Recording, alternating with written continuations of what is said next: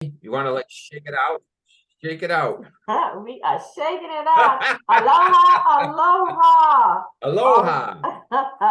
all right, welcome, healing to the Healing for the Heart Surface show. And aloha to the man, Dan the man. How you doing, Dan? You can't hear? Aloha, Sharon. Well, I'm getting through the initial frustration of today's technical issues that we're having. And here we are, persevering through it to be able Persevering to through have it. this opportunity. Okay, it says my internet connection is unstable, just to let you know, and the audience members to know that as well. And Yeah. that's one of the, I guess you would call it frustrations, which is a feeling. And so much of what we talk about on our podcast is really about feelings Oh, that's and right. how to be with our feelings rather than avoid Uh-oh. them or deny them. I'm Transparent about telling my you. feeling of frustration My with the glasses look like they're technology. lopsided. And I'm sure it's more me than the technology itself. That I don't have any doubt about. Oh, well, let me tell you, viewers, if you're just really trying to get yourself technically, um, what is the terminology? Um, Acquainted, that's not the term I was thinking. Competent? Competent, there we go. Thank you so much. I tell Yeah. you, I thought that they said something about Mercury being a retrograde, and I thought it was finishing up by now, but it's certainly catching us today, if it is. All right, folks, we wanted to just remind you that our podcast discusses everyday cliches that really program our mind, and we want to be able to talk about them. And these cliches really come in our mind and reflect our thoughts, our emotions, and actions. And Dan and I, we talk about alternative perspectives and provide exercises to practice throughout your day. So, Dan, what is the cliche for today? Well, the one that we're going to talk about today is time heals all wounds. Okay. So, what are your thoughts around that? Because I am not a believer. Well, I'm in agreement with you as far as that goes. I believe the first thing we want to start with in our discussion is how we define heals.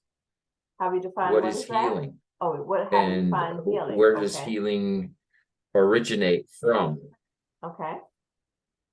Yeah, because healing, I think in many ways, people see things regarding healing differently. Mm-hmm. And there's different kinds of healing, like physical healing, when we cut ourselves Mm-hmm. and our body goes right into action. Yeah. Right at that moment of now is when the healing begins.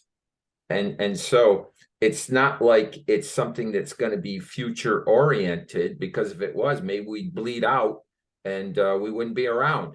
And so unless it's a real deep cut, our body knows how to begin the healing process. It's innate. Right. So in other words, healing isn't something that we have to be taught. It's a part of our perfect design to heal. That's right. And so when we think about physical healing and then we relate that to emotional healing, it's really not that different. When we go through some type of trauma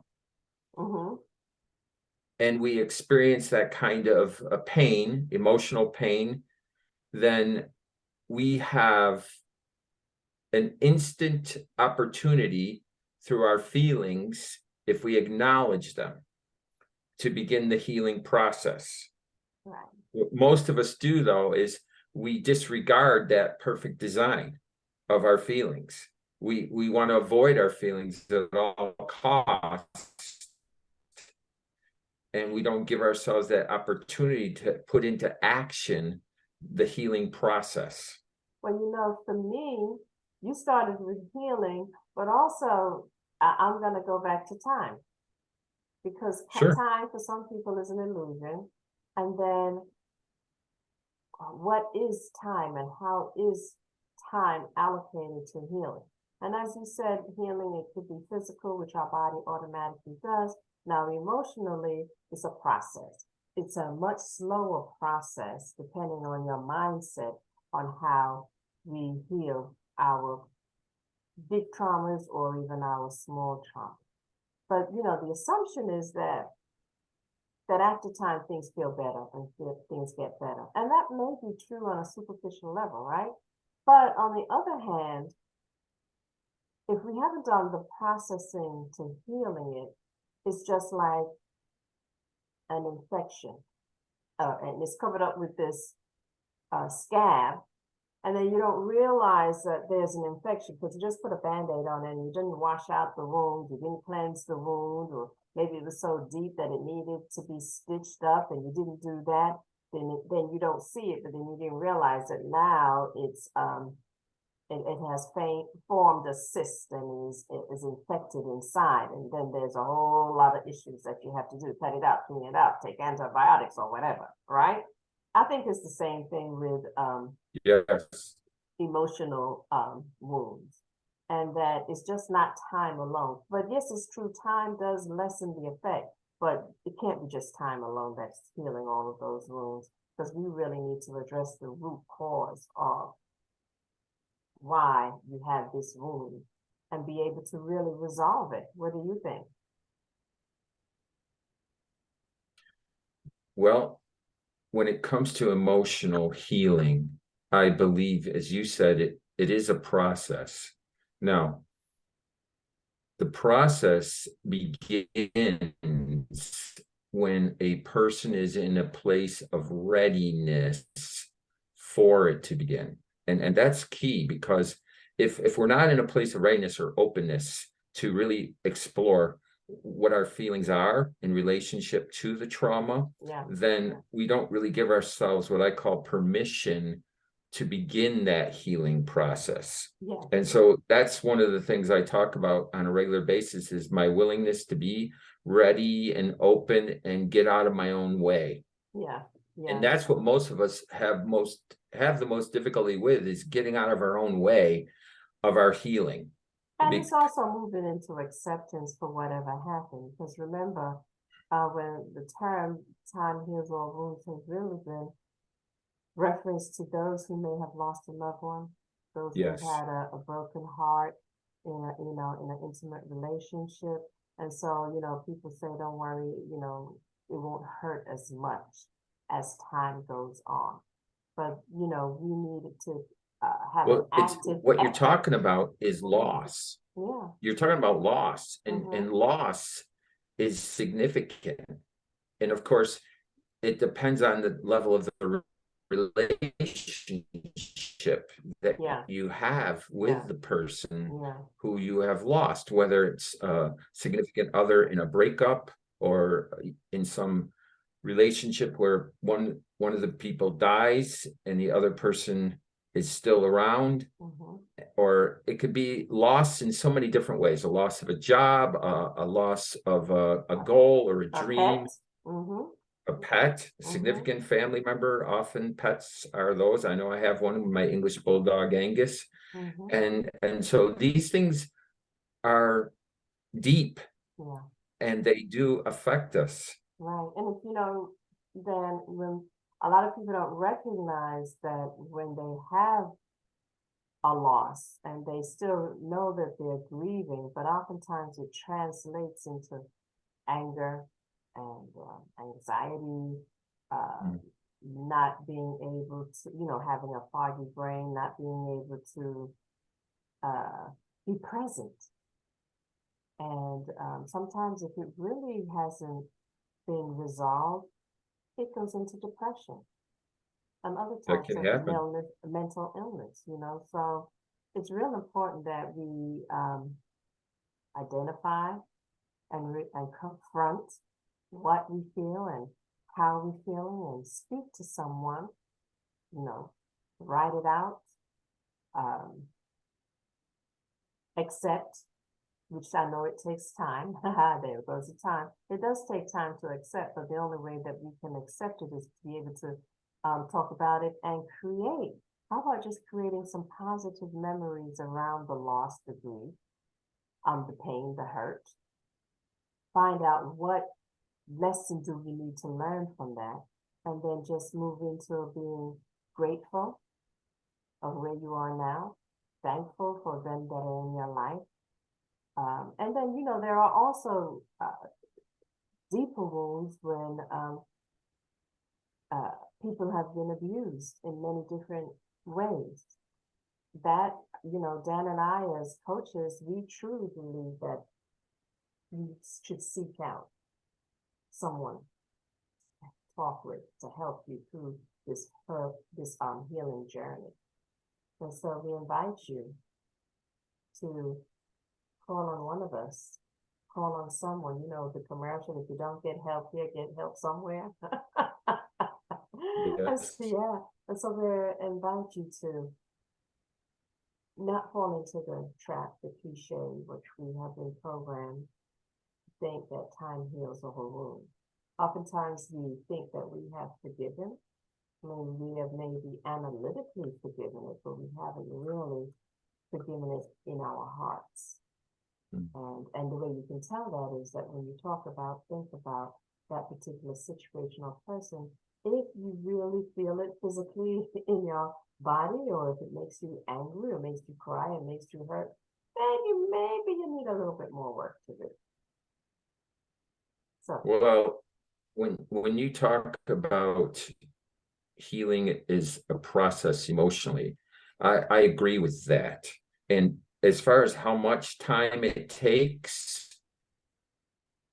there is no right or wrong answer to that. yeah, Now, right. what I can speak to is the time is based upon a person's willingness to be able to look at whatever it is that they are experiencing, not just in their heads, as you said, a willingness to go there in their hearts and to be open to whatever those feelings are, even if those are painful feelings. And that's the struggle for most of us. Yeah. Most of us don't want to be with our painful feelings. We do what we can to suppress them, to deny them, to avoid them. Yeah. And that's what delays the healing process. Yeah. And so Absolutely. the time when healing can happen is only one time, now. It's a choice to put the healing into action now. When we give ourselves permission to be with that sort of discomfort, to get out of our comfort zone of our need to stay in a place where we don't want to feel distress or sadness or anguish or anger or whatever those feelings. Kubler-Ross talks about denial, anger, bargaining, depression, and acceptance, and not in any specific order. They're not sequential. That's the thing about feelings. Feelings are not logical. They are not sequential. Feelings are spontaneous and they are genuine, whatever it is that we are feeling. That's where we give ourselves permission to feel whatever it is that we're feeling without the need to filter it in any sort of way. Well, feelings are uniquely yours, right? And it also depends on where you are in your life at this time. What are you processing? So I'd like to read a quote. And I don't know whose by, it just says YP, but I like this quote. It says, time does not heal all wounds. It just gives them space to sink into the subconscious, where they will still impact your emotions and behavior. What heals is going on inward.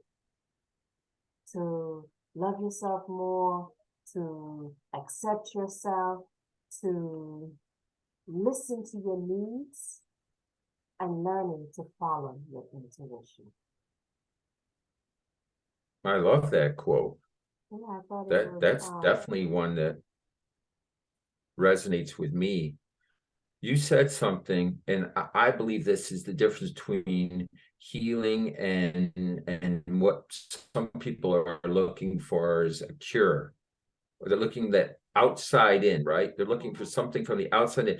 Maybe like if you've experienced some kind of loss, you're looking for some outside factor to turn you around, to make that kind of difference that you're looking for. And I'm not saying that doesn't happen, that we might come into contact with people who really do support us and help us, like a coach, like me and you.